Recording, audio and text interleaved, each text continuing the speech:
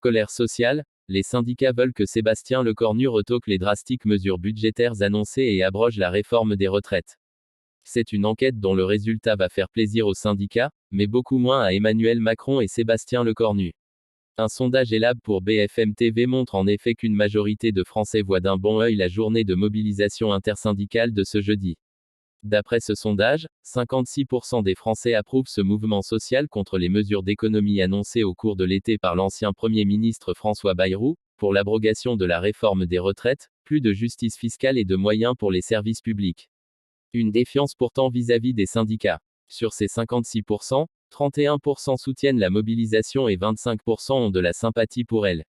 À l'inverse, 25% la désapprouvent, dont 14% qui y sont opposés et 11% hostiles.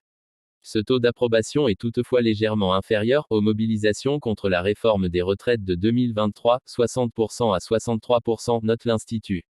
Pourtant, de manière générale, 57% des Français estiment que les syndicats sont plutôt un élément de blocage de la société française, contre 42% de dialogue. Un fort soutien aux agriculteurs. Elab a également sondé les Français sur les premiers pas et les premières déclarations du nouveau Premier ministre Sébastien Lecornu. Pour 75% d'entre eux, il est trop tôt pour se prononcer, tandis que 14% estiment qu'il va dans la mauvaise direction et 11% dans la bonne. 2/3, 66% des Français ont le sentiment que son orientation politique sera dans la continue. Lire la suite sur 20 minutes.